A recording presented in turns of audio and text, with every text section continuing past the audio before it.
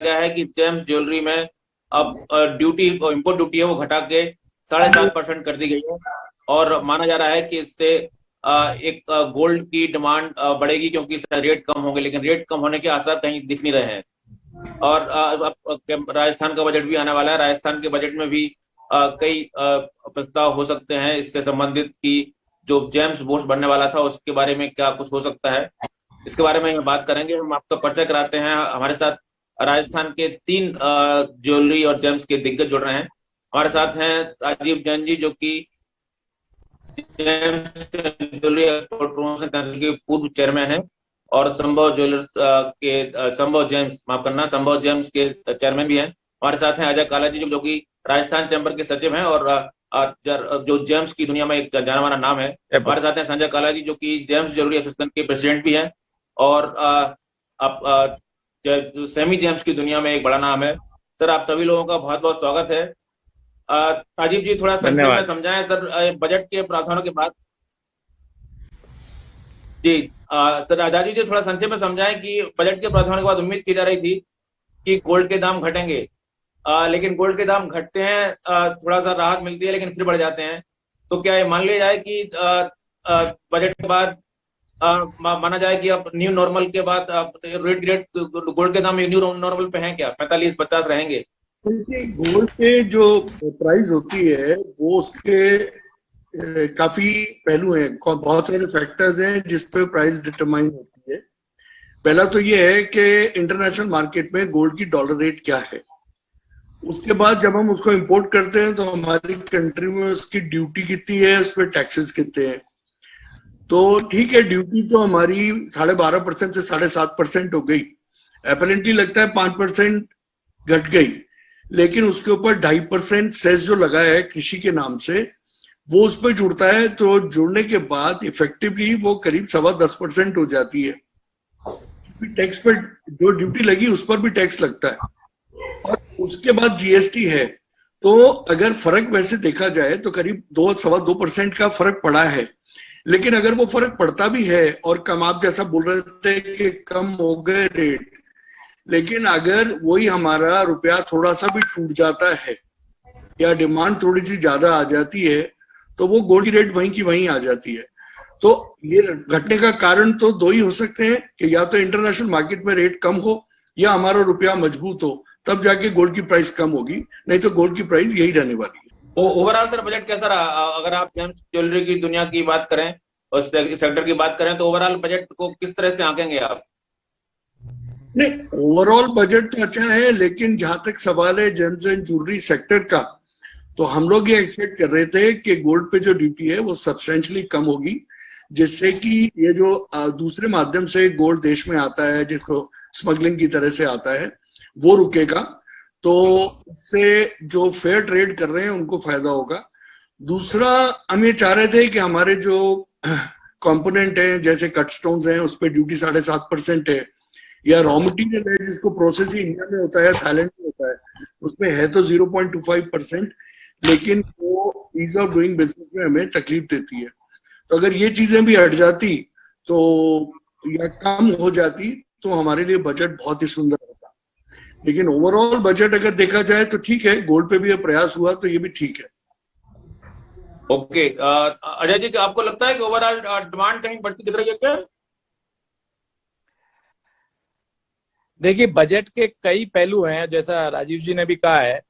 एक, हम चैम्बर के नाते हमेशा ये उम्मीद करते हैं कि आम आदमी के जेब में इतना पैसा पहुंचता कि डिमांड जनरेट होती है। और कोरोना पीरियड ऐसा था, और उसके बाद जब आप कोई बजट दे रहे हो या उसके दरमियान आप जब बजट दे रहे हो, तो कुछ नई तरीके के प्रयास होने जरूरी थे। केंद्र सरकार का बजट बहुत अच्छा है, पर आम उपभोक्ता या आम ग्राहक के हाथ में कुछ परचेजिंग कैपेसिटी पहुंचती, कुछ उनकी परचेजिंग पावर बढ़ती, उससे हमारे जमानत उद्योग में गति आती।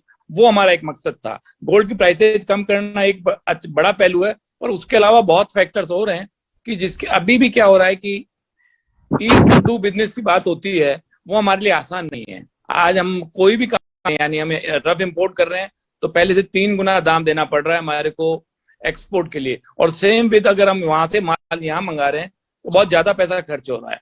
यानी ईज टू डू बिजनेस होना बहुत जरूरी है, और जल्दी से जल्दी कॉमर्शियल फ्लाइट्स का ऑपरेशन बढ़ना चाहिए, वो जयपुर से हो चाहे दिल्ली से हो। आज पहले पार्सल अगर हमारा 4 दिन में जा रहा था, जिसको सरकार ने बहुत मेहनत करके कम से कम दिन में लाने का प्रयास किया था, आज 10 दिन मामूली बात है। कोई भी आप पार्सल लगाइए, तो हम इंटरनेशनल डिमांड्स में कहीं स्टैंड इसलिए नहीं कर पा रहे कि हमारे यहाँ से माल ढंग से टाइम से जा नहीं पा रहा है। तो मैं समझता हूँ कि बजट एक पहलू है, लेकिन अगर बाजार को उठाना है, बाजार में स्ट्रेंथ वापस लानी है, तो और पहलुओं पे भी बहुत ध्यान देना जरूरी है।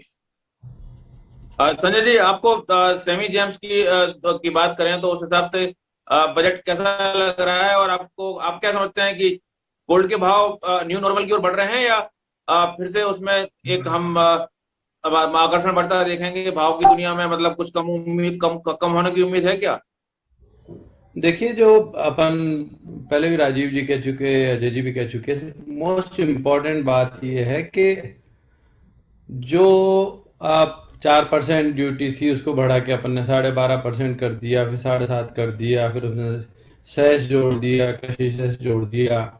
ये सब चीजें कोई इम्पैक्ट नहीं डालेगी प्राइसेस में, क्योंकि कुल मिला के 2% का फर्क आ रहा है, और ये 2% का फर्क इंटरनेशनल मार्केट में जो प्राइसेस हैं उसमें कभी भी आ जाता है।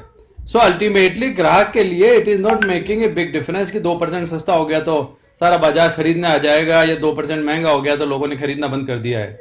द मोस्ट इंपॉर्टेंट पार्ट जो है आज व्यापारी के हिसाब से, जो राजीव जी ने खास तौर से कॉल किया, बताया कि जो लीगल तरीके से काम करने चाहते हैं उनको गवर्नमेंट क्या बेनिफिट दे रही है। अभी हालत ये हो रही है कि जो आदमी लीगली काम करना चाहता है, ऐसा लगता है जैसे उसका काम तो गवर्नमेंट चाहती बंद ही हो जाए, क्योंकि 14% का फर्क है अभी लीगल और इलीगल काम करने वाले में। और उसके अलावा जो इलीगल खरीद रहा है उसको 2 नंबर का पैसा भी काम में ले सकता है। तो अब आप सोचिए कि जो आदमी लीगल ट्रेड करना चाह रहा है उसको कैसे, उसके पास ग्राहक कैसे आएगा, क्या करने को आएगा उसके पास ग्राहक। 14% का फर्क गोल्ड में है, सिर्फ गोल्ड प्राइसेस में।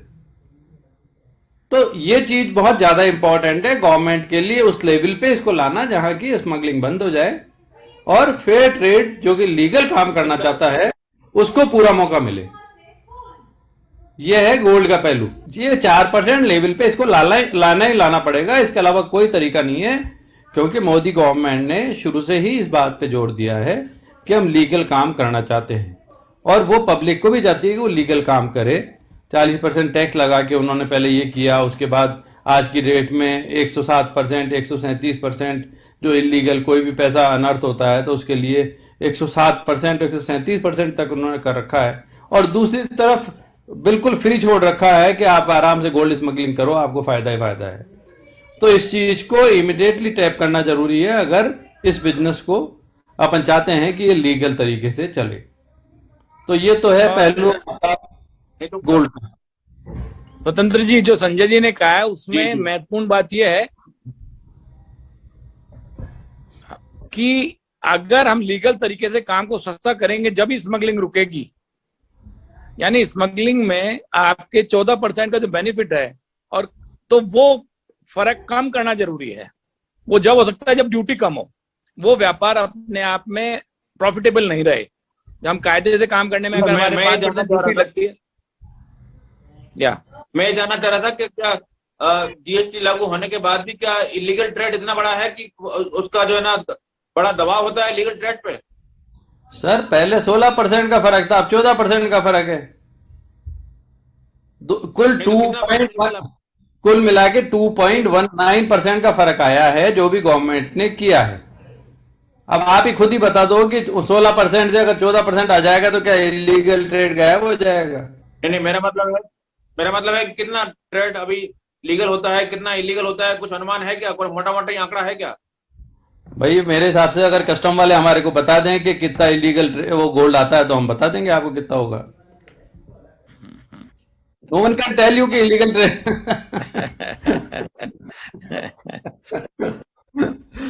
ये तो कभी मालूम पड़ेगा नहीं ना कितना परसेंट क्या है। अगर वो आंकड़ा ही हमें मालूम पड़ जाए तो फिर वो इलीगल ही नहीं रहेगा ना। तो ये तो खैर वजह से 2 बात होती है। जो लोग ये काम करते हैं वो बेसिकली जूलर्स नहीं है, उससे हमारे सारे जूलर्स की इमेज टार्निश होती है, नंबर 1। नंबर 2, उनकी वजह से जो लोग काम कर रहे हैं उनमें प्राइस का इतना बड़ा डिफरेंस हो जाता है कि जो लीगल काम कर रहा है वो सोचता है मैं कंपटीशन में कैसे रहूं। और तीसरी बात ये है कि जो हवाला का बिजनेस और ये सारा होता है वो उसी का परिणाम होता है। अगर आप देखें तो एक टाइम होता था जब गोल्ड पे बैन था, और वो तार उस समय की जो पिक्चर्स में थी तो गोल्ड स्मगलिंग दिखाते थे, डॉग्स पे सोना आ रहा है, पेटियां भर भर के आ रहा है। उसके बाद जब गोल्ड पे से ड्यूटी हट गई थी तो उस तरह की पिक्चरें बनना बंद हो गई थी, लेकिन 4 से ये 12.5 पहुंच गई। अब 10 पॉइंट समथिंग हो गई है, 10 भी मान लें तब भी एक्चुअली 2.331 का फर्क है। हाँ, क्योंकि 3% का वो भी फर्क है ना इसमें, इसी के ऊपर नहीं होता था उस समय, वो जीएसटी भी लग गया। जो आदमी इलीगली ला रहा है, इलीगली बेच रहा है, उसको तो बिल भी नहीं काटना, तो जीएसटी भी उसका बचा और ड्यूटी भी बची। उसने कृषि कर भी नहीं दिया, और यहाँ जो फेयर ट्रेड कर रहा है वो सब कुछ दे रहा है। तो कैसे कंपटीशन? और जिस गोल्ड के धंधे में 2-3 टके का ही मुनाफा हो, 4 टके का मुनाफा हो, उसमें डिफरेंस 14% का हो, तो कहाँ टिकेगा? नहीं, लेकिन सर एक खरीदार के रूप में देखूं तो मेरे लिए जो इलीगल ट्रेड है उसमें खरीदने में रिस्क बहुत है, क्योंकि आप इतनी कीमती चीज खरीद रहे हैं तो आप वहीं से खरीदना चाहेंगे जो कि यहाँ फेयर ट्रेड हो रहा हो। तो आपको लगता है कि कोई इलीगल माध्यम से बहुत ज्यादा ट्रेड होता होगा? क्योंकि इतना बड़ा दांव खेल के, इतने बड़ी रिस्क लेके कोई आदमी इलीगल ट्रेड करेगा क्या? नहीं, ये तो चेक आता है ना, आजकल मशीनें आ रही है। आपको यही तो चेक करना है कि गोल्ड खरीद रहे हो आप, पीतल नहीं खरीद रहे। प्योर तो मशीनें पड़ी हुई है बताने के लिए कि आप जो खरीद रहे हो वो प्योर गोल्ड है, दैट्स इट। और फर्क आप बात समझो, फर्क इतना बड़ा है कि आज कोई भी आदमी 10 लाख का खरीद रहा है, उसकी जगह 12 लाख, 10 और 12 लाख का फर्क है। तो कोई भी आदमी इतने फर्क में तो ये पसंद करेगा कि जो भी इलीगल खरीदना चाहता है। और फिर आप एक बात और भी गौर करें कि जो आदमी 11.5 लाख का 10 लाख में खरीद रहा है, उसको 1 नंबर का पैसा भी देने की जरूरत नहीं पड़ रही। तो जो उसने कैश, मान लो जो कैश वाले लोग हैं, उनके लिए तो इससे अच्छा कोई तरीका ही नहीं है। दोनों काम एक साथ हो रहे हैं। तो एक्चुअली में अगर अपन फर्क देखें तो 40% तो इनकम टैक्स और 14% ये, उसको 54% सस्ता पड़ रहा है माल। और उसमें जो रिस्क है, जो सोने को लेकर जो हमारे यहाँ कानून पाबंदियां हैं कि कितना रख सकते हैं, कोई पाबंदी नहीं, कोई पाबंदी नहीं, देयर इज नो पाबंदी। से बहुत है, नहीं उसमें पाबंदी है भी नहीं कोई। गोल्ड पे कोई रेस्ट्रिक्शन नहीं। अच्छा, इससे बड़ी फैमिली है, फैमिली मेंबर्स हैं। तो ये तो बात आई गोल्ड की। अब दूसरी बात, अपन बजट की बात कर रहे हैं। तो एक तो हमारा 0.5% रफ स्टोन पे ड्यूटी लगी थी पिछले बार, और मैं खुद निर्मला सीतारमण जी से मिला था और अनुराग ठाकुर से भी मिला था, और उनको समझाया था कि ये जो ट्रेड है, it is a different kind of trade.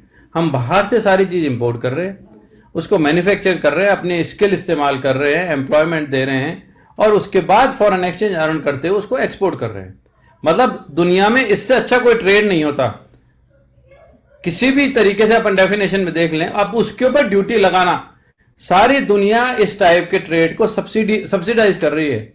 वो ये देखते हैं कि किस तरीके से इनको इंटरेस्ट फ्री लोन देते हैं, किस तरीके से जगह इनको फ्री देते हैं, ये चीजें देखते हैं, और अपने यहाँ उल्टा टैक्स लगा रहे हैं उसके ऊपर 0.5%।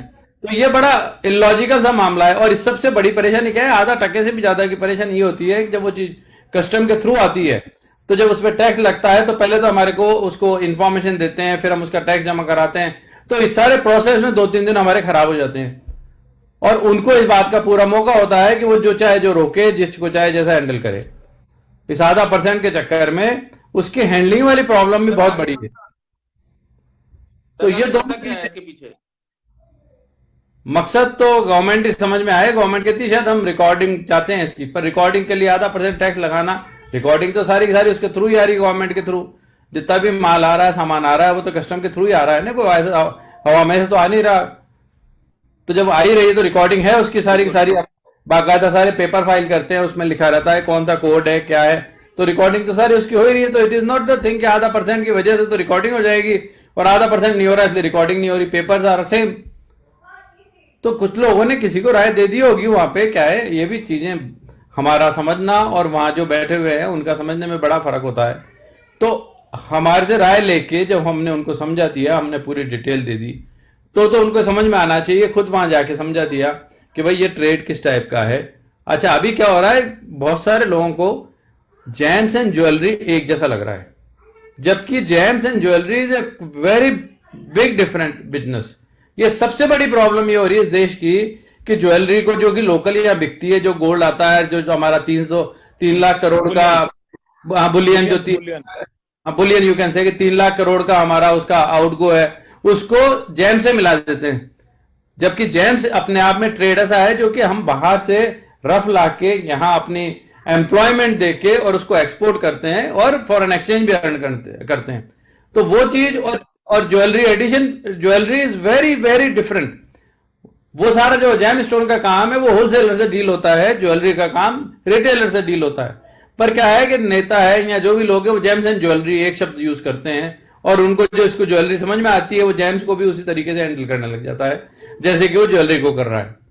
So this is very important कि इस चीज को, जेम्स एंड ज्वेलरी को, आप जैसा अखबार अलग से बताया कि what is James and what is jewellery. अगर आप कोई भी टैक्स ज्वेलरी पे लगा रहे हो तो इसका क्या मतलब है, और जेम्स पे लगा रहे हो इसका क्या मतलब है। जेम्स पे लगाने की वजह सब्सिडी के अलावा कोई तरीका नहीं है इसमें। बिल्कुल, ये सर बड़ा मौका है कि हमारे साथ आप लोग जैसे बड़े दिग्गज जुड़े हुए हैं, थोड़ा सा संक्षेप में समझाएं हमें कि भारत में कौन कौन से मार्केट हैं जेम्स ज्वेलरी के, कौन सा मार्केट, मतलब जयपुर में जेम्स बड़ा मार्केट है, ज्वेलरी बड़ा मार्केट है, सूरत में कौन सा मार्केट है, मुंबई में कौन सा मार्केट है। थोड़ा संक्षेप में राजीव जी, आप तो ऑल इंडिया चेयरमैन भी रह चुके हैं, थोड़ा संक्षेप में समझाएं कि कहाँ पर क्या है और जयपुर की कितनी हैसियत है, राजस्थान की कितनी हैसियत है, और जैसा कि संजय कालेरी जी ने कहा कि जो जेम्स अलग है उसको थोड़ा सा समझाएं। संजय जी बिल्कुल सही कह रहे हैं, हमारे यहाँ बहुत सारे वर्टिकल्स हैं। जेम एंड ज्वेलरी अगर एक ट्रेड को माने तो उसके अंदर एक तो सबसे बड़ा जो पोर्शन है वो है डायमंड का, जो जयपुर में व्यापार कुछ होता नहीं है, वो ज्वेलरी के ही एज ए कंपोनेंट काम में आता है। उसका पूरा जो सेक्टर है वो बंबई से लेके और सूरत, नवसारी, अहमदाबाद तक है, वहीं पर मैन्युफैक्चर होता है, वही ट्रेडिंग हब है। उसके अलावा है कलर्ड जेम स्टोन का, जिसका जयपुर हब है, जिसको मैं इंडस्ट्री नहीं मानता, मैं इसको कॉटेज इंडस्ट्री मानता हूं, क्योंकि वैल्यू एडिशन ही हमारा सबसे बड़ा टूल है इसका।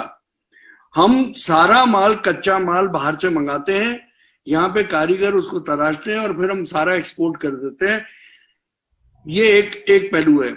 उसके अलावा हमारा एक ट्रेड है, जो ज्वेलरी, जो जेमस्टोन कटते हैं यहाँ पर, उसकी ज्वेलरी बनती है जिसमें डायमंड भी यूज होता है और सिल्वर की भी ज्वेलरी बनती है। तो कलर्ड स्टोन ज्वेलरी जो बनती है वो जयपुर में बनती है या मुंबई में बनती है, बाकी सारी डायमंड की ज्वेलरी मुंबई में बनती है।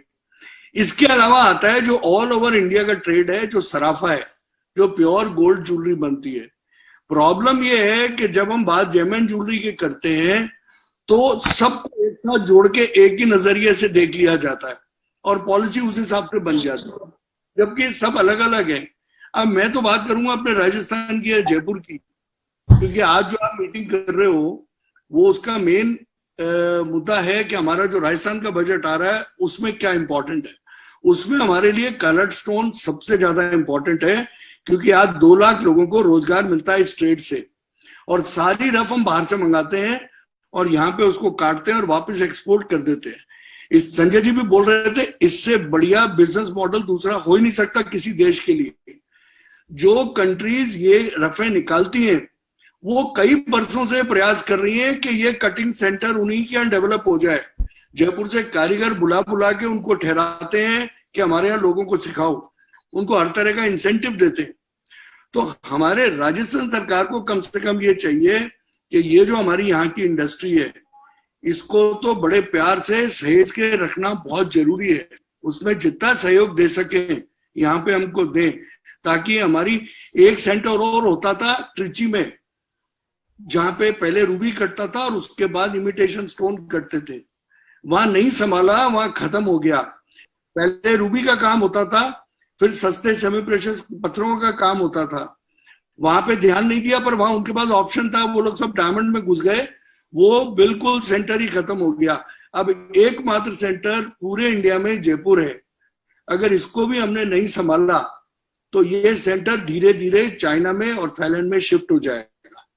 ये मैं बहुत सिंसियरिटी के साथ बोल रहा हूं आपको ये बात, क्योंकि हमारे इसको आगे बढ़ाने का कोई प्रयास नहीं हो रहा। ना तो सेंटर से ना स्टेट से। हमें तकलीफ कोई नहीं है, हम आगे अपना बढ़ना चाहते हैं, लेकिन हमें सरकार का सहयोग, हैंड होल्डिंग अभी बहुत जरूरी है इस ट्रेड के लिए। नहीं, राजीव जी ने जो कहा, मैं ये जानना चाह रहा था, मतलब मेन बात ये है जी, राजीव जी ने जो बात कही है, आज हम बड़े बड़े वो सेमिनार या कहें अपन NRI कॉन्क्लेव कर रहे हैं, सारी चीजें कर रहे हैं कि आप बाहर से चीजें ले लेके यहाँ आओ, और एक इतनी बड़ी इंडस्ट्री यहाँ पे खुद मौजूद है, उसको ध्यान नहीं दे रहे हैं। मतलब ये विडंबना है इस उसकी कि हम बड़े बड़े वो बुला रहे हैं सारे लोगों को यहाँ की, वो तो कुछ हुआ नहीं काम, कोई बड़ी इंडस्ट्री लगी नहीं, कोई नहीं, कोई एम्प्लॉयमेंट। आपका इशारा केंद्र सरकार की ओर है, राज्य सरकार की ओर? जी सर, राज्य सरकार की तरफ से आपका। और ये जो अच्छा, बड़ी आज जैमबूर्स है, आज से 20 साल से ट्राई कर रहे हैं जैमबूर्स की। आज अगर जैमबूर्स हमने ट्राई किया होता तो आज ये ट्रेड 5 गुना होता। जो हमारा एक्सपोर्ट जेम्स एंड ज्वेलरी का 4,000 करोड़ है, वो 20,000 करोड़ का होता, और एम्प्लॉयमेंट 10 लाख लोगों को यहां मिलता। पूरी दशा बदल जाती इस प्रदेश की, सिर्फ एक ट्रेड से ध्यान देने पे। और वो चलता हुआ ट्रेड है। आप नए ट्रेड को लाने की बातचीत कर रहे हो, जैसे कहते हैं ना वो आपका पूत कुंवारा डोले और पड़ोसी का बच्चा, वो उस ढंग की हालत हो रखी है। पूरा एग्जैक्टली क्या है वो समझ सकते हैं अपन, पर एग्जैक्टली वो हालत है कि आपका ऐसा ट्रेड जो चलता हुआ ट्रेड है, 2 लाख से 3 लाख लोग काम कर रहे हैं और एक्सपोर्ट हो रहा है 4,000 करोड़ का, उसकी तरफ किसी को ध्यान नहीं है। अभी उसकी बूर्स की जमीन की बातें हो रही है तो सब तरफ से हो रही है कि साहब ज्वेलर नहीं लेना चाहते, ज्वेलर नहीं लेना चाहते। ज्वेलर ने 25 बार वो दे दी अपनी तरफ से, 2500 मीटिंगें कर ली, जब बुलाते हैं जब पहुंच जाते हैं। और जब भी कभी राजनेता पब्लिक में जाते हैं तो ये कहते हैं कि साहब ज्वेलर लेना ही नहीं चाहते। इसमें ये जो बात है, राज्य सरकार का जो रुख है जेम एंड ज्वेलरी के प्रति बहुत ही बेरुखा है। यानी वो उसको बहुत लग्जरी का प्रोडक्ट मानते हैं। जो राजीव जी और संजय जी ने कहा है कि एक तो रोजगार दिया जाता है 2 लाख लोगों को, साथ ही जो सौहार्दता है समाज की, यानी हमारे जयपुर की जो देखी जाती है, वो एक बहुत बड़ा मसला है। हमें कोई बड़ी जमीन नहीं चाहिए, हम छोटी जमीन में भी करोड़ों का काम कर सकते हैं। इंपोर्ट जो रफ करते हैं उसमें वैल्यू एडिशन कर रहे हैं, यानी इससे अच्छा तो कोई धंधा ही नहीं है राज्य सरकार के लिए, और बड़े शालीन तरीके से काम होता है। बिल्कुल। फिलहाल वक्त सर एक ब्रेक का है, ब्रेक के बाद लौटेंगे तो बात करेंगे कि जैसा कि जेम्स बोर्स की बात की गई है। अभी मुख्यमंत्री अशोक गहलोत का बयान आया था कि जैसा कि संजय जी ने कहा कि ज्वेलर्स इसके लिए कोई गंभीर नहीं है। हम इसी बात करेंगे कि आखिर पूरा मुद्दा क्या है और अब सरकार के बजट आने वाला है, उससे क्या अपेक्षा है। कहीं मत जाइए, लौटते हैं ब्रेक के बाद।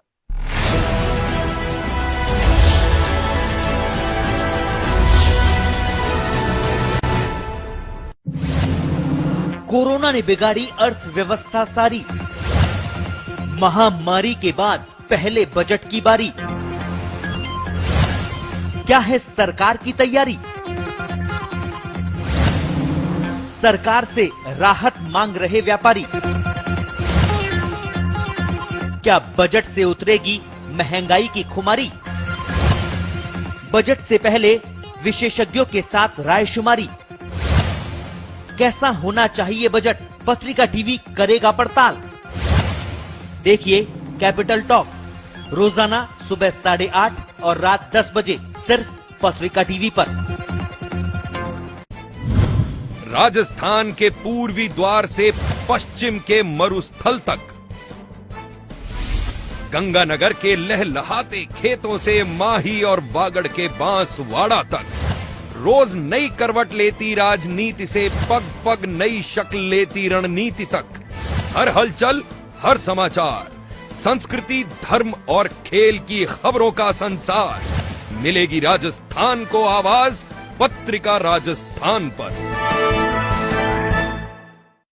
देश प्रदेश का चर्चित व्यक्ति हो या चर्चित मुद्दा, जो बटोरता है सुर्खियां, इन सुर्खियों की पड़ताल जरूरी है।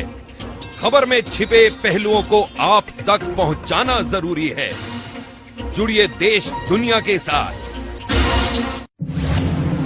कोरोना ने बिगाड़ी अर्थव्यवस्था सारी, महामारी के बाद पहले बजट की बारी। क्या है सरकार की तैयारी? सरकार से राहत मांग रहे व्यापारी। क्या बजट से उतरेगी महंगाई की खुमारी? बजट से पहले विशेषज्ञों के साथ रायशुमारी। कैसा होना चाहिए बजट, पत्रिका टीवी करेगा पड़ताल। देखिए कैपिटल टॉक रोजाना सुबह 8:30 और रात 10 बजे सिर्फ पत्रिका टीवी पर। देश प्रदेश का चर्चित व्यक्ति हो या चर्चित मुद्दा, जो बटोरता है सुर्खियां, इन सुर्खियों की पड़ताल जरूरी है। खबर में छिपे पहलुओं को आप तक पहुंचाना जरूरी है। जुड़िए देश दुनिया के साथ।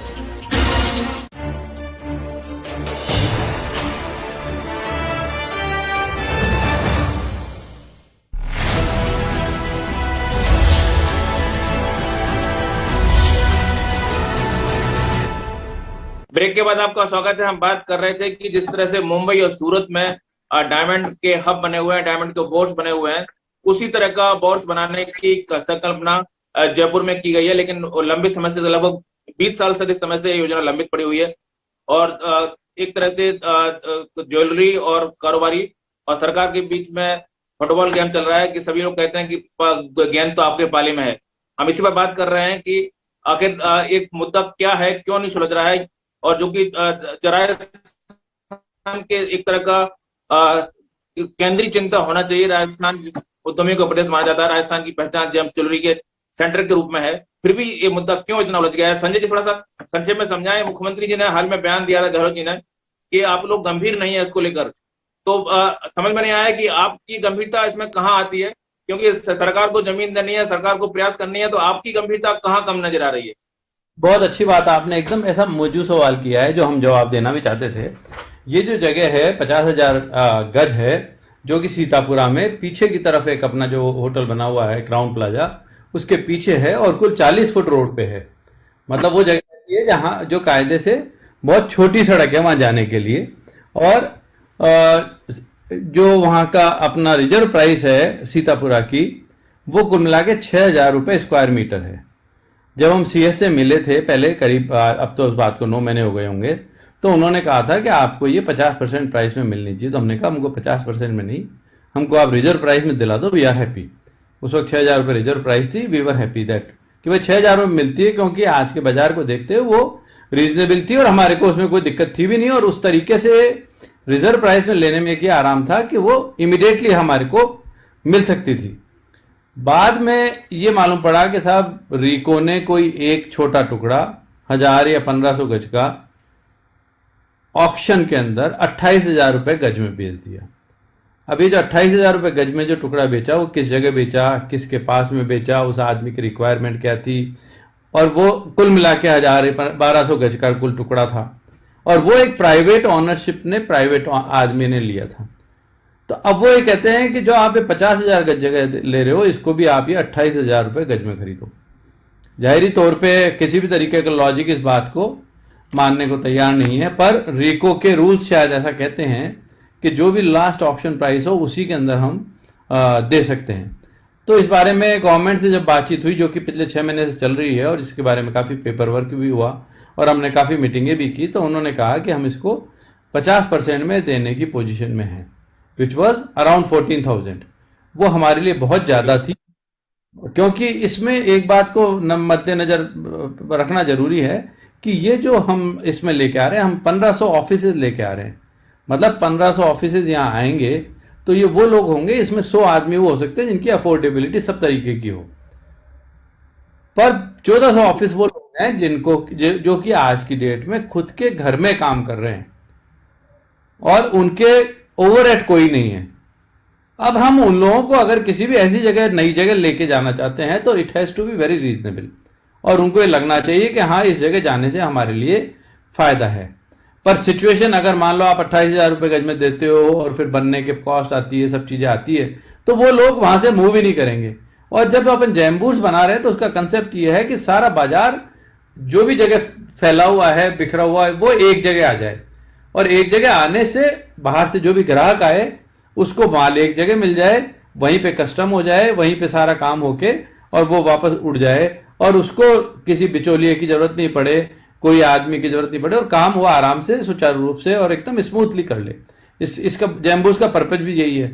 तो अगर मान लो छोटा आदमी वहां नहीं पहुंचेगा बिकॉज ऑफ एक्सपेंसिव लैंड, तो ये इसका कोई फायदा नहीं होगा।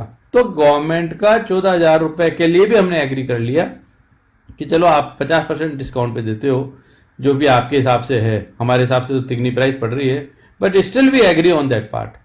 अब वो मीटिंग है और कई गवर्नमेंट के आप जानते हैं कई नॉर्म्स हैं कि ये मीटिंग होगी, उसकी एम्पावर कमेटी की मीटिंग होगी, फिर उसमें हमको बुलाया जाएगा, फिर गवर्नमेंट की मीटिंग होगी, और इस सब काम में हम जब भी जरूरत पड़ी है, हम एक तरीके से समझो कि 2 घंटे में, 1 घंटे में, 6 घंटे में, जैसा भी गवर्नमेंट ने बुलाया है, हम इमीडिएटली वहां गए हैं। रिको के जितने भी ऑफिसर है उनसे मिले हैं, 1 आदमी, 2 आदमी, 4 आदमी, जैसा भी उन्होंने कहा है हमने वैसा किया है। अब आखिरी में ये बातचीत आने लग गई कि नहीं साहब ये तो 14,000 में नहीं तो 28,000 में मिलेगी, और उस बात के लिए हमने कहा भाई 28,000 तो ये अनरीजनेबल है, आप इसको जो 14,000 में देने की बातचीत कर रहे थे वो भी हम लेने को तैयार है। उस बात पे सीएम साहब ने कहा बताया, आई एम नॉट श्योर, क्योंकि न मेरे सामने कहा, न कोई बातचीत हुई, न मेरे को इस संबंध में कोई फीडबैक आया है, पर ये सुनने में आया है कि उन्होंने कहा कि ये फिर वो होशियारी कर रहे हैं, फिर लैंड नहीं ले रहे, और अगर लैंड नहीं लेंगे तो फिर वही काम अटक जाएगा। तो मेरा ये संबंध में मंतव्य यह है कि अपने को ये देखने की जरूरत है कि छोटा छोटा कारीगर, छोटा छोटा व्यापारी जो अपने घर में एक ऑफिस लेके बैठा है, जिसने अपने ऑफिस और एक कमरे के अंदर परसान भी लगा रखी है और अपना व्यापार भी कर रहा है, उन सबको अपने को यहाँ लेके आना है। जब आप ज्वेलर की सोचते हो तो ऐसा सोचने लग जाते हो जैसे कोई बड़े बड़े शोरूम, बड़े बड़े उन लोगों की सोचता है आदमी, और ये लगता है कि यार पैसे की क्या बातें कर रहे हैं। तो it is not the matter, matter ये कि उन लोगों को अपने को लेके आना है और सारी चीजें एक जगह लानी है। राजीव जी, मैं इसमें एक बात ऐड करना चाहूंगा। मैं एक आप बार बार जेम्स वुड्स की बात कर रहे हैं, मतलब इसमें ज्वेलरी नहीं है। नहीं, मैं जेम बुर्स की बात कर रहे हैं, ज्वेलरी नहीं है। जेम बुर्स का मतलब जेम बुर्स ही है, नहीं है। मैं संजय जी की बात पे ऐड करना चाहूंगा। आपने अभी कहा था कि 20 साल हो गए, 20 साल नहीं 35 साल हो गए जेम बुर्स को बनते बनते, क्योंकि 30 साल पुरानी फाइलें तो मेरे पास पड़ी है। अब बात यह है कि एक बात जो संजय जी जो कह रहे थे उसको मैं ऐड करना चाहूंगा। जेम बुर्स में सब लोगों को स्थान मिलेगा वो तो एक अलग बात है, लेकिन जेम बुर्स का इतना बड़ा इंफ्रास्ट्रक्चर होता है जो पूरा बिल्डअप करना पड़ता है। उसकी प्राइस जो ऑफिस देगा वो नहीं देता है, उसकी प्राइस जो बना रहा है उसी पे लगती है।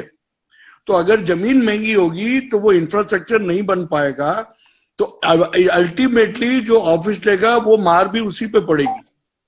तो वो इतना महंगा हो जाएगा कि पहले तो उसको जौहरी बाजार से उठा के सीतापुरा लाना है, और फिर एक जगह क्लस्टर होगा तो व्यापारी जो बाहर का आएगा वो सीधा जेम बुर्स में आएगा, वहां पे माल खरीदेगा और वहीं पे कस्टम होगा, वहीं से एक्सपोर्ट हो जाएगा। तो जो ईज ऑफ डूइंग बिजनेस की बात हम लोग पहले कर रहे थे वो सारा एक ही जगह हो जाएगा। पर शायद सरकार ये नहीं समझ रही। सरकार जेम बुर्स को एक रियल एस्टेट का बिजनेस समझ रही है, which is totally wrong. Gem bourses अपने आप में एक दूसरा कॉन्सेप्ट है। तो मैं तो ये चाहूंगा कि अगर सरकार का प्रतिनिधि और जेम बुर्स को एक आध बार विजिट कर लें, क्योंकि जब बॉम्बे का बना था तो एंट्रप के और जर्मनी के जेम बुर्स उनको विजिट कराए गए थे। राज्य सरकार भी कोई बुर्स को विजिट करके तो उनको ये मालूम पड़े कि जेम बुर्स की जब हम बात कर रहे हैं तो ऑफिस स्पेस बेचने की बात नहीं है, वो एक टोटल इंडस्ट्री का डेवलपमेंट है। एक्चुअली तो जेम बुर्स सरकार को बना के देना चाहिए, पर ये तो हमारी इंडस्ट्री आगे बढ़ के बना रही है, पैसा भी खर्च कर रही है और उसके बाद भी हमको नहीं मिल रहा। ये बहुत बड़ी विडंबना है। तो मैं तो जेम बुर्स के बारे में ऐड करना चाह रहा था। अब जैसा अजय जी बता रहे थे कि राज्य सरकार के हाथ में अब ज्यादा कुछ नहीं है, क्योंकि जितने भी टैक्सेशन है, जीएसटी है या ड्यूटीज है या सब कुछ है, तो वो तो केंद्र सरकार के पास है। हमारा जयपुर का जो बिजनेस है वो एक्सपोर्ट ओरिएंटेड है, तो राज्य सरकार क्या कर सकती है। लेकिन एम्प्लॉयमेंट जनरेशन जो होता है वो तो राज्य में ही हो रहा है। आज 2 से 3 लाख लोगों को रोजगार मिल रहा है, वो हमारे राज्य में मिल रहा है। ये इंडस्ट्री डेवलप होगी तो जीएसटी का जो शेयर राजस्थान का है वो तो राजस्थान को मिलेगा। तो जेम बुर्स तो प्राइम इंपॉर्टेंट चीज है, वो होना ही चाहिए। इसके अलावा स्किल का डेवलपमेंट कैसे हो उस पर ध्यान देना जरूरी है। जो छोटे व्यापारी हैं उनको किस तरह से सपोर्ट दे सके सरकार, क्योंकि केंद्र सरकार से कोई सपोर्ट नहीं मिल रहा और इंडस्ट्रीज को तो स्क्रिप्ट देती है सरकार कि आप जितना एक्सपोर्ट करते हो उसकी एवज में एक स्क्रिप्ट मिलती है, जो स्क्रिप्ट से आपको कुछ परसेंटेज फायदा हो जाता है, कोई ड्यूटी ड्रॉबैक भी नहीं है। तो अगर मान लो हमारे कारीगर आगे कैसे डेवलप होंगे? हाँ, स्क्रिप्ट मतलब स्क्रिप्ट होती है जो आप जितना एक्सपोर्ट करते हो उसका कुछ परसेंटेज, 1% या आधा % आपको स्क्रिप्ट मिलती है और आप अपने काम में ले सकते हो। एक तरह से वो आपको कैश इंसेंटिव है, और वो जेमन ज्वेलरी को नहीं मिलता केंद्र सरकार से। वो कहते हैं अगर आपको देने लगे तो हमारा तो सारा जो बजट है वो आप ही को चला जाएगा, क्योंकि आपका तो इतना बड़ा एक्सपोर्ट है, 35 बिलियन का एक्सपोर्ट है, तो अगर हम वो देने लगे तो सारा आप ही को चला जाएगा। पर जब हम जेमन ज्वेलरी की टोटल बात करते हैं तो पूरे देश की बात करते हैं, पर अगर राजस्थान की बात करें तो हमारी कॉटन इंडस्ट्री है। देखने में ऐसा लगता है कि तो बड़े लोगों का काम है, बड़े लोगों का काम नहीं है। जो लोग इसको पहनते हैं खरीदते हैं वो बड़े लोग होते हैं, बनाने वाला तो कारीगरी है। आज जो 2 लाख 3 लाख लोग हैं वो कारीगर हैं, व्यापारी तो कितने से हैं, और उन व्यापारियों में भी पैसे वाले व्यापारी कितने से हैं, मुट्ठी पर है। लेकिन तो सरकार को ये चाहिए कि एक तो जेम्स के लिए हमें जमीन फ्री में मिलनी चाहिए, और इंफ्रास्ट्रक्चर भी सरकार के सहयोग से डेवलप होना चाहिए, जब ये इंडस्ट्री डेवलप होगी। दूसरा, स्किल के लिए आज सरकार के सहयोग से सरकार ने जमीन दी, इंडस्ट्री ने पूरी बिल्डिंग तैयार कर दी और स्कूल रन कर रही है IIGJ करके अपना सीतापुरा में। लेकिन कोई भी स्कूल चलाने के लिए जो स्किल का स्कूल होता है उसका सालाना उसका खर्चा बहुत होता है। तो आज जिस तरह से NIT है या NIFT है हमारे, अगर राजस्थान में जयपुर में उस तरह का स्कूल चल रहा है तो सरकार किसी तरह से उसमें सहयोग राशि हर साल दे तो हम ज्यादा से ज्यादा स्टूडेंट, क्योंकि अगर जो वर्कर कारीगरी सीखने आ रहा है मुझसे कहें तुम इतनी फीस दो 50,000 रुपये महीना या 40,000 रुपये महीना, तो वो कहेगा मैं सीखूंगा नहीं, मैं और कोई व्यापार में चला जाऊंगा। अगर हम उसको सब्सिडाइज करके और सरकार उसकी मदद दे तो वो स्किल डेवलप होगी, और स्किल डेवलप होगी तो हमारा यहाँ का व्यापार डेवलप होगा।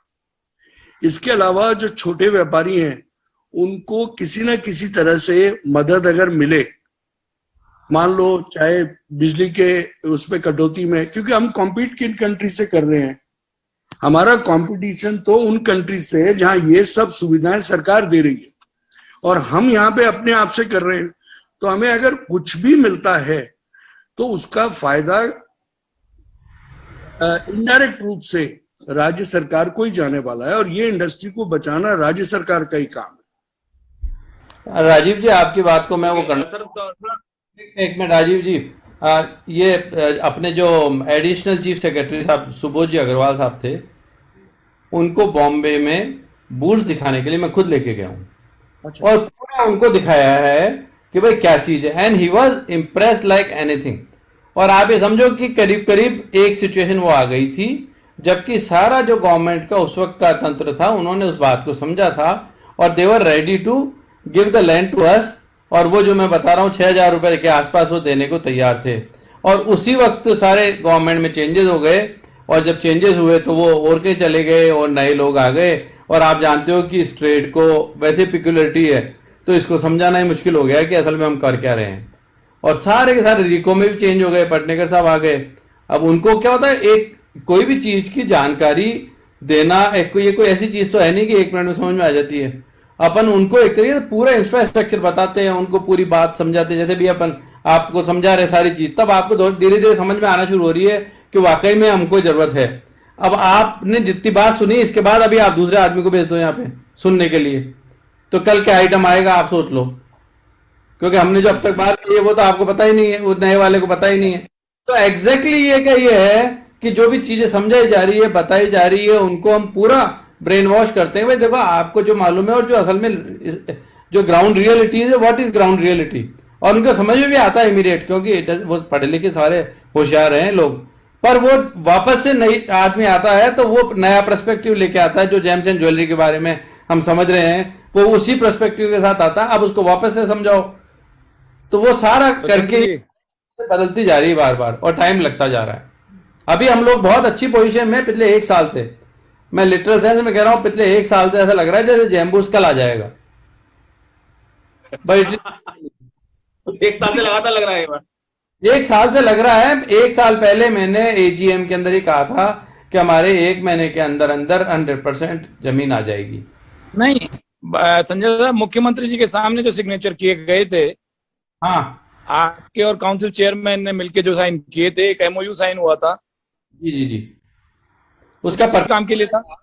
वो ये था कि हम दोनों मिलके कर रहे हैं जिससे गवर्नमेंट को कॉन्फिडेंस आ जाए कि जो ज्वेलर्स एसोसिएशन एक प्राइवेट बॉडी टाइप है, मतलब इसका कोई गवर्नमेंट से एसोसिएशन नहीं है, जबकि काउंसिल का एसोसिएशन, बल्कि वो तो गवर्नमेंट बॉडी है एक तरीके से, सेमी गवर्नमेंट बॉडी है, तो मिलके बनाएंगे तो एक ऑथेंटिसिटी उसकी डेवलप होती है। और इसी बात को ध्यान में रखते हुए हमने काउंसिल के साथ हाथ मिलाया था, जबकि ये सारा का सारा बन तो रहा है जयपुर में, उनका कोई रोल नहीं है, पर सिर्फ इसीलिए हाथ मिलाया था कि गवर्नमेंट को कॉन्फिडेंस है कि जिनसे डील कर रहे हैं they are the right people और ये गवर्नमेंट से ताल्लुक रखते हैं। और ये इसी कॉमर्स इसका खुद मुख्यमंत्री जी के सामने बैठ के मैंने और प्रमोद जी डेरे वालों ने साइन किया था, और वो कंपनी भी बन चुकी है, सारा काम भी हो चुका है जैम्बूस का, वो तैयार है बिल्कुल। पर आज की डेट में हालत है किराए की जगह लेनी है, पर हम इसलिए ले रहे कि जगह तो आ जाए, क्योंकि पिछले 9 महीने से अटका हुआ है। आज हम 50,000 रुपए, लाख रुपए महीने का खर्चा बांध लें और मालूम पड़े कि जमीन आ ही नहीं रही, जैसा कि अभी पिछले 9 महीने हम देख चुके हैं। तो हर चीज में डर सा रहता है। और फिर ऐसा नहीं है कि कोई भी जो ऑर्गेनाइजेशन, उनके लाखों रुपए पड़े हुए हैं कि चाहे जिसमें देती, सिर्फ कॉन्ट्रैक्ट बनाने के 10 लाख रुपए लगे हैं। It is very expensive affair. सिर्फ काउंसिल का हमारा जो एग्रीमेंट बना है उसके 10 लाख रुपए लगे हैं। एमओयू मैं सर ये जानना चाह रहा था कि इसके पहले सूरत और मुंबई में बने हैं एक तरह के बुर्ज, जो है ना, आप जिस तरह की आप बात कर रहे हैं, तो वहां किसने बनाए? वो एसोसिएशन ने बनाया या सरकार ने बनाए? किस कीमत पे बने? कितने लोग वहां पर हैं? और वहां पर मुख्य रूप से कारोबारी हैं या कारीगर हैं? क्या स्थिति है वहां की? सब जगह अलग अलग तरीके से काम हुआ है। राजीव जी आप ज्यादा। मैं बताता हूँ। बॉम्बे का जो है वो भारत डायमंड बुर्स है।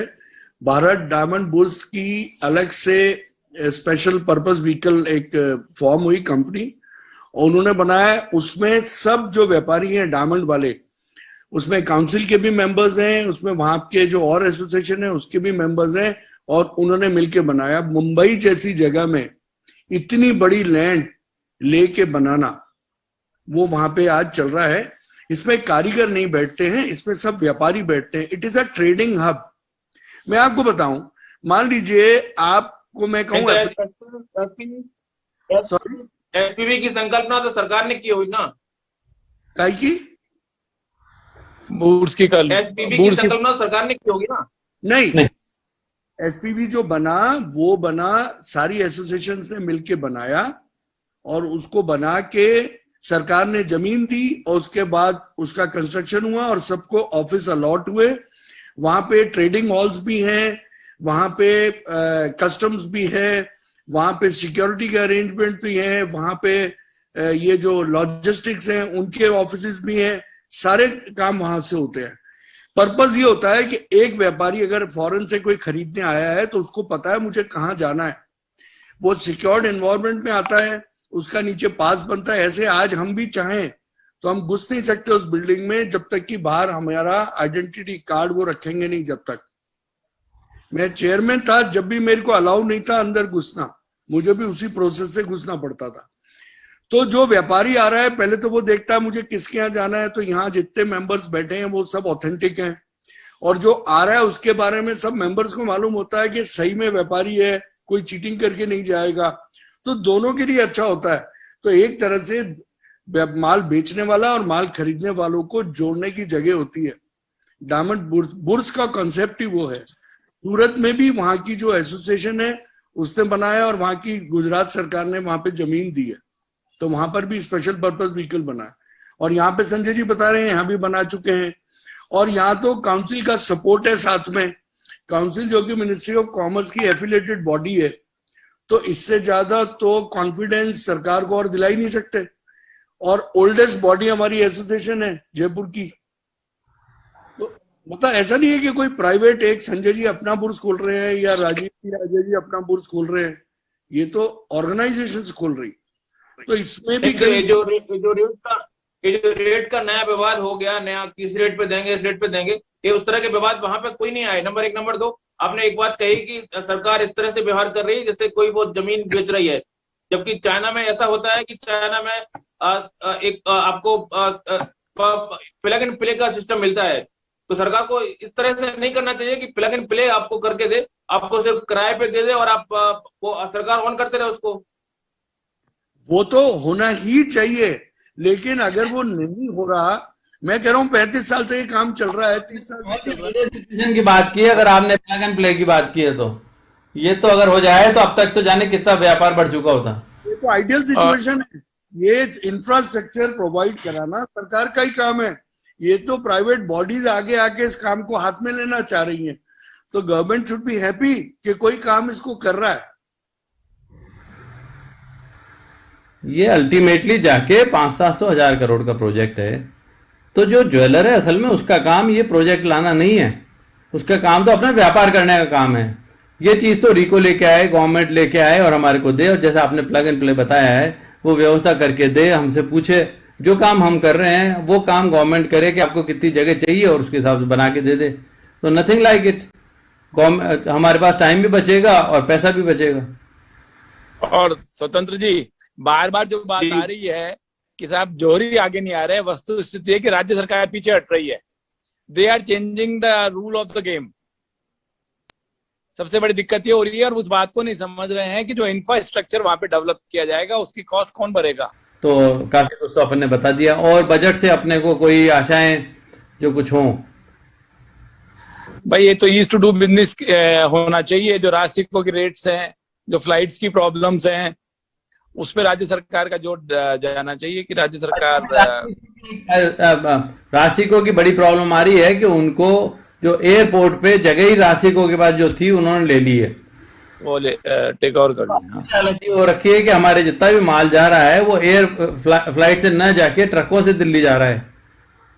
तो उसमें इंश्योरेंस भी बहुत मतलब इंश्योरेंस की सिक्योरिटी की भी प्रॉब्लम है और खर्चा भी बहुत ज्यादा आ रहा है और टाइम भी एक्स्ट्रा लग रहा है। तो बहुत ही अजीब स्थिति हो गई है। पिछले 15 दिन महीने भर से ये स्थिति है, पर कोई ये डेडलॉक मिट नहीं रहा कि किस तरीके से को या किसी को नोडल एजेंसी को जगह मिल जाए जहां की वो हमारा वैल्यूएबल कार्गो रख सके। एसजीएसटी को लेकर क्या इश्यू है सर? एसजीएसटी पे भी जो है ना तभी बात हो रही थी, तो कुछ कारोबार ने शिकायत की कि जटिलताएं बहुत ज्यादा, कॉम्प्लेक्सिटी बहुत ज्यादा बढ़ती जा रही है जीएसटी में। उसको लेकर भी कुछ आपके कुछ ग्रीवांस हैं क्या? नहीं, ऐसा कोई खास बात नहीं है उसके अंदर। वो है मतलब छोटे मोटे इश्यूज आते रहते हैं, क्योंकि वो तो वर्किंग के इश्यूज हैं, वो हैंडल किए जा सकते हैं। अच्छा। और जी, और सरकार अपने एक बात कहने में अभी नहीं आई क्योंकि डिस्कशन में अपन और दूसरी तरफ चले गए थे। ये जो रेडी गुड्स का जो इंपोर्ट होता है, ये रेडी गुड्स हमारे को जो हम एक्सपोर्ट करते हैं ज्वेलरी, उसमें काम में आते हैं, क्योंकि कई ऐसे स्टोन्स हैं जिसका हमारे पास ऑर्डर आता है पर India is not manufacturing those stones, तो उनको हमको इंपोर्ट करना पड़ता है। अभी इंपोर्ट जो कर रहे हैं उस पर 7.5% गवर्नमेंट ने कस्टम ड्यूटी लगा रखी है, इंपोर्ट ड्यूटी। तो जब वो एक्सपोर्ट करते हैं तो वो 7.5% हमारे स्टोन्स महंगे हो जाते हैं, और किसी भी कंट्री से जब हम कॉम्पीट करते हैं तो हमारा माल महंगा होता है। तो इस बारे में हमने काफ़ी कुछ लिखा है। पहले 2.5% हमने खुद ने कहा था, जिससे कि राउंड ट्रिपिंग रुक जाए, कोई आदमी उसका गलत फ़ायदा नहीं उठा रहा हो। तो हमने कह के 2.5% करवाया था, उसको फिर गवर्नमेंट ने 5 कर दिया, फिर 5 को हमने कहा वापस 2.5 करो, तो गवर्नमेंट ने 7.5 कर दिया, और उससे गवर्नमेंट की इनकम भी कोई 2-4 करोड़ रुपए, 5 करोड़ रुपए है। पर अभी क्योंकि एक बड़ा व्यापार टीवी कंपनियों का इंडिया में है, जो जितनी भी टीवी कंपनीज है वो इंडिया से सोर्स कर रही है ज्वेलरी, और उसके लिए हमारे को स्टोन्स, कुछ स्टोन्स जैसे मान लीजिए उन्होंने 5 स्टोन बताए, तो 5 में से 4 स्टोन तो इंडिया वाले बनाते हैं, 1 स्टोन इंडिया वाले इंपोर्ट करते हैं थाईलैंड से या और कहीं से।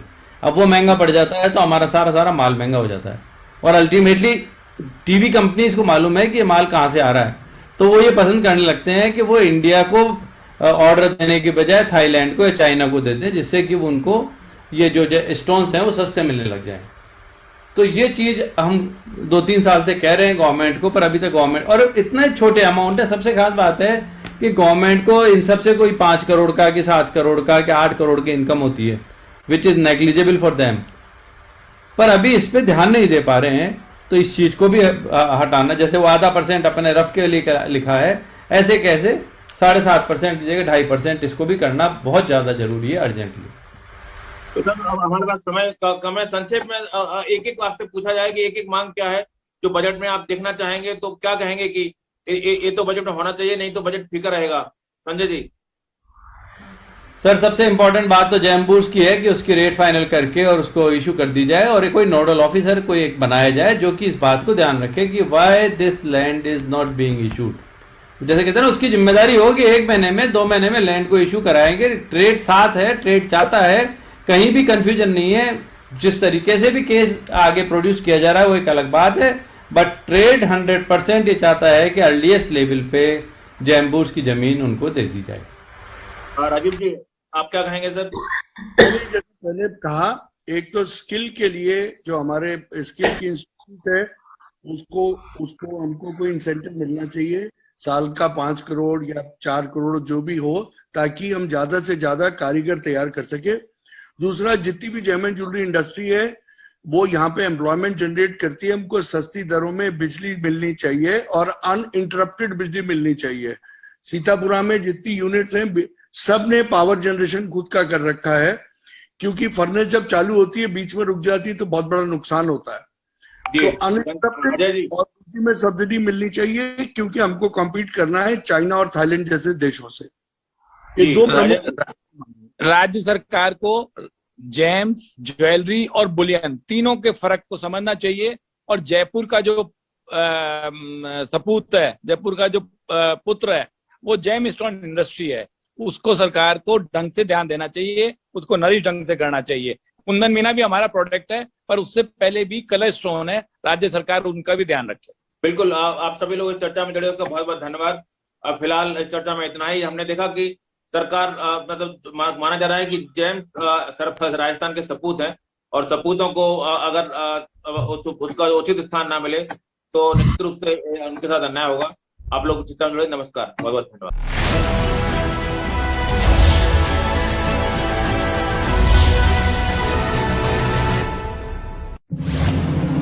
कोरोना ने बिगाड़ी अर्थव्यवस्था सारी, महामारी के बाद पहले बजट की बारी। क्या है सरकार की तैयारी? सरकार से राहत मांग रहे व्यापारी। क्या बजट से उतरेगी महंगाई की खुमारी? बजट से पहले विशेषज्ञों के साथ रायशुमारी। कैसा होना चाहिए बजट? पत्रिका टीवी करेगा पड़ताल। देखिए कैपिटल टॉक रोजाना सुबह 8:30 और रात 10 बजे सिर्फ पत्रिका टीवी पर। राजस्थान के पूर्वी द्वार से पश्चिम के मरुस्थल तक, गंगानगर के लहलहाते खेतों से माही और बागड़ के बांसवाड़ा तक, रोज नई करवट लेती राजनीति से पग पग नई शक्ल लेती रणनीति तक, हर हलचल, हर समाचार, संस्कृति, धर्म और खेल की खबरों का संसार, मिलेगी राजस्थान को आवाज पत्रिका राजस्थान पर। कोरोना ने बिगाड़ी अर्थव्यवस्था सारी, महामारी के बाद पहले बजट की बारी। क्या है सरकार की तैयारी? सरकार से राहत मांग रहे व्यापारी। क्या बजट से उतरेगी महंगाई की खुमारी?